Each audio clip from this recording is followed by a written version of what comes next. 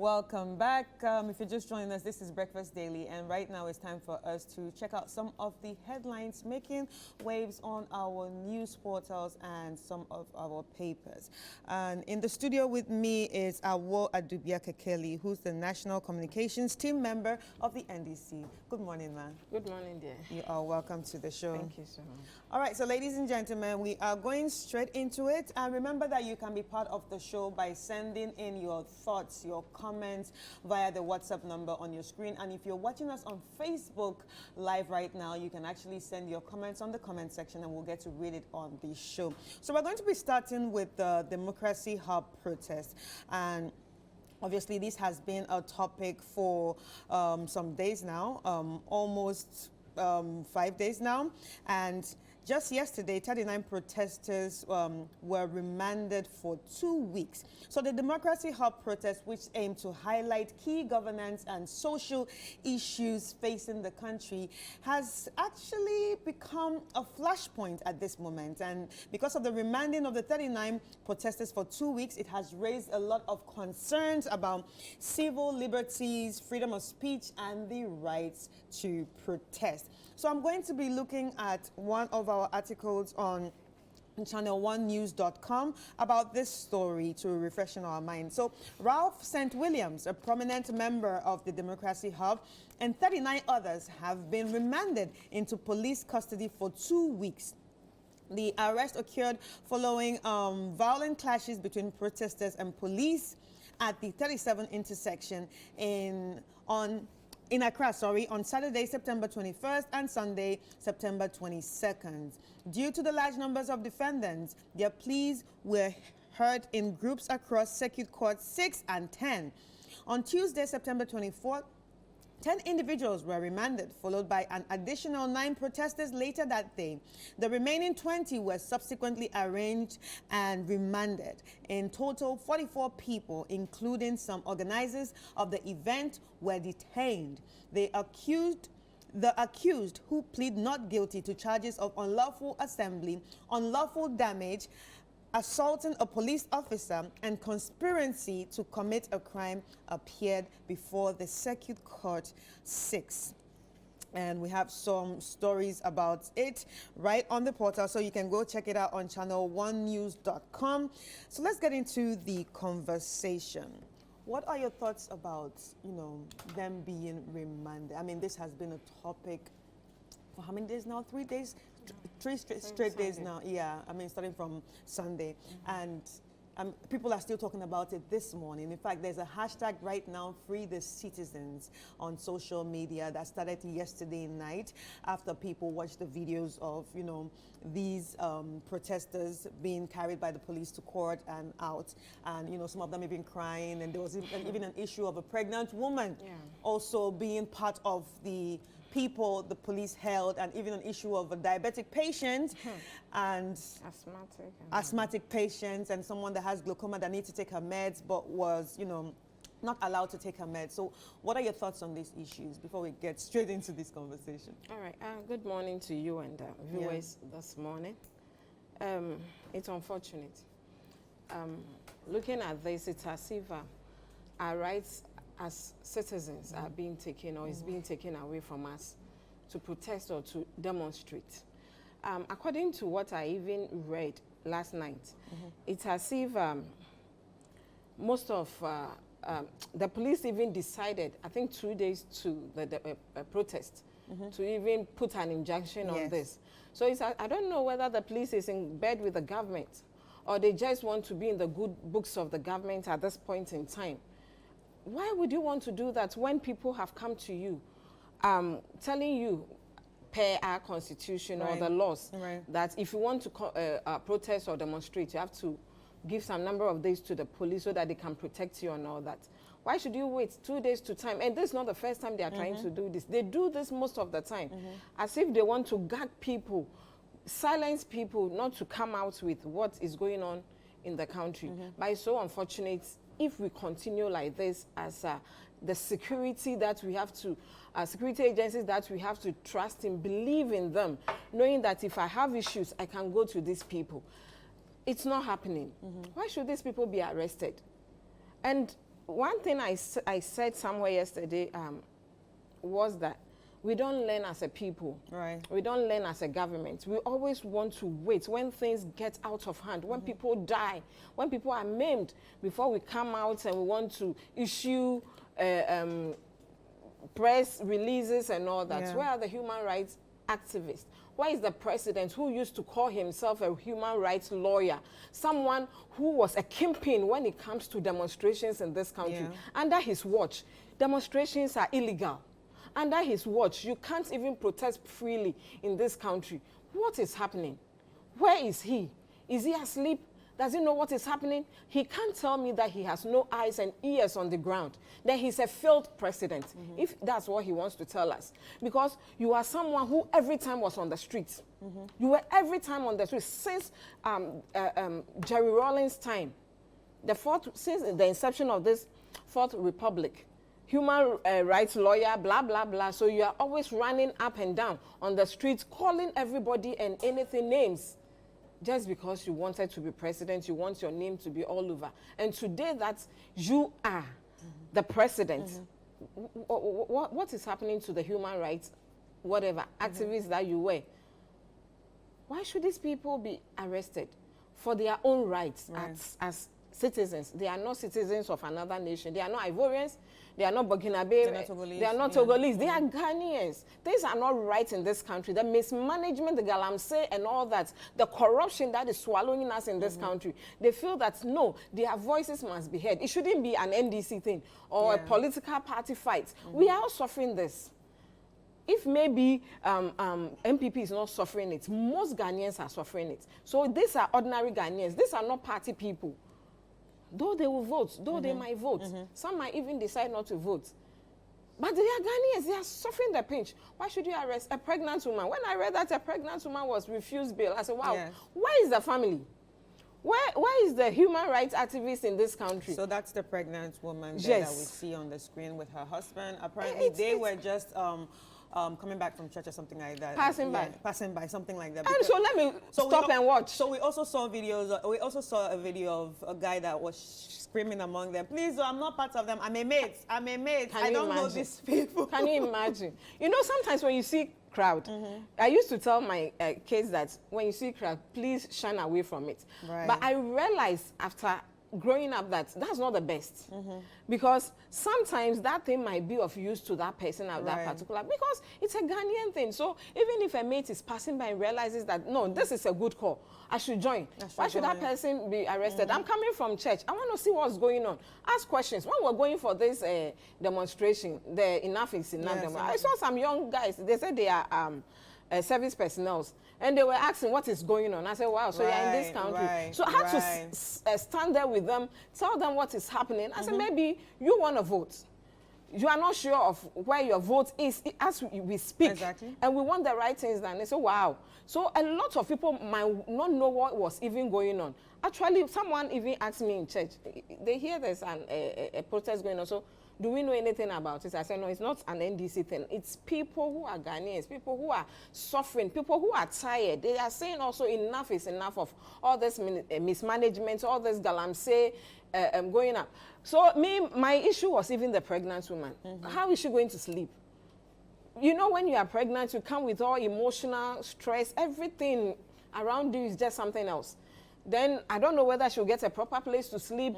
Even how is she going to, no, this kind of thing. And pregnant women attract mosquitoes a lot, so they are prone to malaria at the least bite or whatever it is. So how do we do that? Why can't you just let this? And she's being remanded for 2 weeks. Yes, 2 weeks. All of them that appeared yesterday are actually being remanded for 2 weeks. This is nothing good. Some prison, and then some have to be in police custody. Why so? Because things are not right. Under a human rights lawyer, activist, what is happening? I am so disappointed in this government. I'm so disappointed in Dampari and his people. I'm disappointed in Nana Addo this morning. And not even this morning, say Sunday. Some of us, our voices will not even, they don't even care. For them, you can scream however. You can do whatever. So this poor, what's the name? Mates. This poor mate is going to look for something. Let me also see what is happening. You know, sometimes they can be naughty. They'll just get down out of the car. They want to see. Let me gather. Let me see what is. Oh, mama and quite that kind of thing. And the next thing is you're in the police grip. Right. And look at the number of people you arrested. How many were they even on the streets? Felicity's thing Felicity was part of it. So she is still there? Yes, because as of yesterday, Felicity is not out. Only Amma went to court, but Felicity, I don't think she was part of the people that went to court. Can you imagine? She's still in police custody. And they're not allowed to have lawyers and eat and drink. Meanwhile, the law doesn't say so. So the law says that you are supposed to have lawyers. We also saw Amma in some videos screaming. You don't Amma want to, Pratt. No, Amma governor. Yeah. She said, you guys don't want to give us food. You guys don't want to give us water. And they have the right to a lawyer. They have the right to be told why they are being arrested. They have a right to food and all that, unless the person says I'm on hunger strike. But that's not the case. How are these people being treated if they don't have a right to even visitation to a lawyer and all that? And you just carry them to court to go and stand there by themselves and judges. All right, so now let me ask you, obviously you are representing the NDC. What would the NDC have done differently in this case? Say you come to power tomorrow and there's an issue of protest. How would you have handled it differently? Or how would you have expected the police to have handled it differently? See that you've been in this country. Look at 2013 to 2016, the kind of protests, the demonstrations that went on in this country. The former president never lifted a finger. He never told any police to gag anybody, arrest anybody. How many people were arrested in this country because they were protesting? None. We don't have any record of that because we feel that that is the will of the people. They have the right to protest. They have the right to let people or the government know that it is not right. I remember there was some series of protests going. I think Let My Vote Count. Let My Vote Count. And we met. And the president said that they have the right to do so. We should let them be. Because we felt that the kind of utterances that were coming from this protest were not the best. Like going to bomb school children, putting bombs at transformers, making, they said those are, then it was, is it Asante? I've forgotten his full name.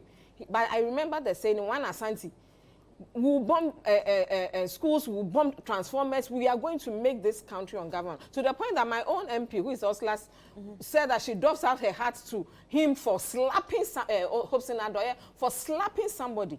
But nobody out of those people, after all these utterances, nobody was even arrested. Why? Me, I don't see, because when I saw those videos, the ones you are even showing now, I didn't see any protester going out of line or doing something that they shouldn't have done. Did they ban anything? Did they obstruct any justice? Because police was aware of this protest. Yeah. So why should this happen? Some of the charges are saying unlawful damage. What did they damage? Unlawful assembly. Okay, first of all, let's take the charges one by one. Unlawful assembly. And we have already made the, in fact, you made the point that they had spoken to the police prior to the protest, and everything was fine until the police went for an injunction without telling them. So would you blame them for the unlawful assembly? Why should I? Okay. I've been to you for months. We have a number of days that we should notice you, which I have done. Then 2 days to that protest, you go to court without letting the second or the third party know that this is what is happening. Then you'd expect me to also sleep because I am supposed to witch hunt and know that something is going on. This is orchestrated from some high powers, if I should put it that way, in quotes. Because I don't believe that the police decided to do that thing by themselves. Because as soon as they realize that this enough is enough demonstration has really hit them bad, then they realized that, then this time they decided that we are going a step further. We are not going to make sure that these people will come to do this protest. And unfortunately, these people didn't even do it with the people in concern, or letting us know that you couldn't have even done that 2 days to time. Right. If I were them, I wouldn't even listen. Because the right things must, when we came to you, if you realize that this thing was not possible, it was even starting on a Sunday, a peaceful time that everyone has even gone to church. Look at the numbers with which they started. It wasn't that much. Because when I saw the pictures on news, I was like, or the videos. I said, they didn't have much people on that first day. So how many of them were there that made you so uncomfortable that you should start arresting people? Right. It's unfortunate, and I don't think so. This charge of unlawful assembly is a lie, total lie. Unlawful damage. They are being just vicious. Assaulting a police officer. It is assault. Who did they assault? No, who did they? Have they shown evidence of who they assaulted or who the protesters assault? Who? They should tell us.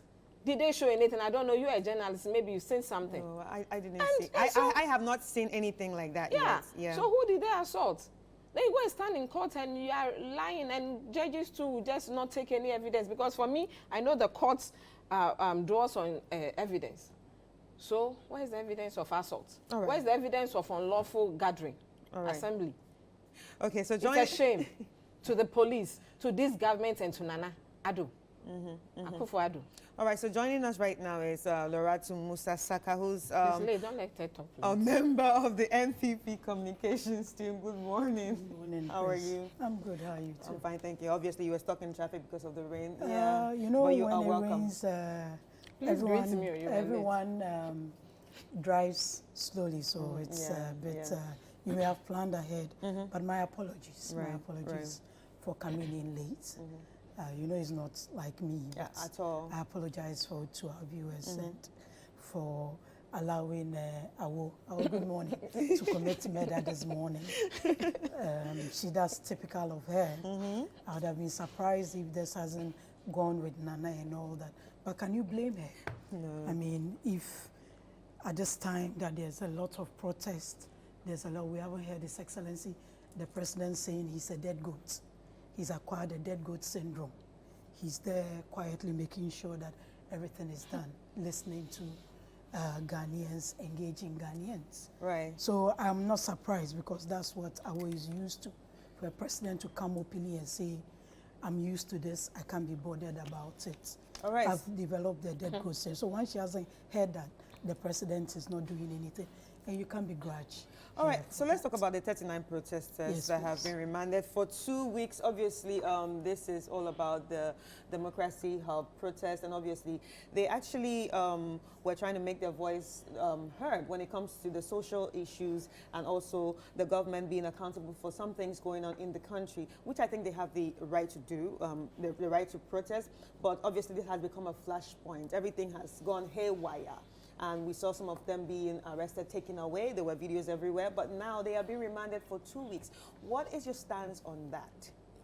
Being remanded for 2 weeks by a court of competent jurisdiction, right? And they also had representation. They had representation. They had lawyers representing them, right? Look, everybody has the right to protest. Everybody has the right to express how they feel. There are different modes of doing that. But Democracy Hub decided that they were going to do a public protest. That's their rights. They are entitled to that. But our rights end where our responsibilities or the rights of other people begin. I've seen videos of individuals amongst the group burning paraphernalia of the NPP. I don't think that is a right. I don't think that is responsible citizen behavior. So imagine people from the NPP had also decided to do the same. What would have been the outcome? I've seen a gentleman, a video of a gentleman take out the key of a police vehicle. And this is a police vehicle bought with all of us our tax. Yeah, taxpayers' money. Taxpayers' money. So are you there to protest or you are there to cause destruction to public property? Police is supposed to protect citizens and protect our properties. What was the bone of contention between the protesters and the guy? It was location, where they should converge. Right. There's a lot going on around the world. there's a lot going around in the sub-region. Terrorism, counter-terrorism has been a focus of our security agencies across the globe over the years. We know what is happening in our sub-regions. Yeah. So if police says that we are not going to allow protests within security installations, I think as responsible citizens who believe, I don't think they went out there. They went out there to protest for the well-being of the nation, not to distract property, not to inconvenience people. Look at where they went to converge. The traffic, the man hours that were wasted, people that had delayed care because ambulances couldn't easily access a referral hospital. Right. So all those things, I think, was to the extreme. But let's come to the police arresting individuals. I've heard, this morning I saw a story of, was a mother, I don't know whether it's the person's mother, complaining about the daughter having medical issues. And I think it would be unfortunate on the part of the police if this was made aware to them and they didn't let the person take their, I mean, it's unfortunate that the police is aware of this and all that. But I've also not cited the police's response to some of these things. The last statement they brought up, and they've been quite, they've updated us from point to point, which I think must be encouraged. And the last update I saw was on the arraigning of those who are arrested before court, and some being remanded for 2 weeks to reappear before court. I would have been surprised if Awo hadn't taken a swipe at the police and the judiciary. I mean, that's what the NDC does. But not long ago, they did a protest. That was last week or so, across the country. It was the same police that managed the protest. Right. So what happened here? But so don't you think, let's look at it this way. Obviously for them to converge the first day without having issues is because the police had agreed. They had a conversation. They've been going back and forth. Because obviously they cannot just wake up and say, okay, we are going to have a protest. There must have been some sort of agreement before they got to the point of day one of protest. Okay, day two of protest, the police comes and say, tomorrow you cannot come back here because we have an injunction. There are three parties to this. Why do you think the police was not proactive in telling them before, okay, you cannot do this here? They don't get to the ground and then you start telling them on the ground, I'm sorry, this is not part of the deal. You were having a conversation a long time ago. Why didn't that happen? Chris, don't forget that the first day they had this protest, you had the hue and cry in the country, in the city. Right. Traffic. There was traffic. Inconvenience a lot of traffic. To people. Right. People complaining of not getting access to 37 Military Hospital, which is a major referral hospital. Don't also forget that that stretch also leads to Ridge Hospital. So if day one, all these issues have come up, what do you expect security that is supposed to protect citizens and property to do? I feel like they should have known as citizens, that this is how it's going to be. This road is a point to the, what's the name? 37 Hospital. It's a point to Ridge. They should have known that, don't you think so? Where did the police ask them to meet? The last time that there was a major protest, I don't know whether it was led by the NDC or all that. It was at the Black Star Square that they were asked to go and converge so the petition will be collected. Yes. So if the police give you a location to protest and you think you go contrary to that, and after doing that, it comes out that the inconvenience that your protest is costing the same people that you are protesting for their well-being, so change location. I don't think the police Those went were- out on they were wrong. were wrong, because things change. Yeah. Right. And what is more important than people accessing healthcare? What is more important than people going on their daily duties as planned? That someone goes to town to conduct business, a journey that would have taken them to 1 hour, 2 hours. I had a friend who was telling me that usually when she sets off, she gets to the house by latest. That's when traffic is very tight. Gets home by 5:30, latest 6. Go home after 9 p.m. Yeah. I mean, I don't think it's unfair. Oh, we actually had But- people also here that, were stopped from doing Yes, and I whatever heard they had to do. even journalists had to fight to show their ID cards, because there are a couple of media houses around that had to fight to show their ID cards before they were given passage. So I think these things, but to go to the extent of people's rights being infringed upon, I think that is unfortunate. That is something that the police must come clear on. I mean, Right. if someone really had a condition that they were not, Right. they were on medication and they were not allowed to do, I think it's something that the police must give, Right.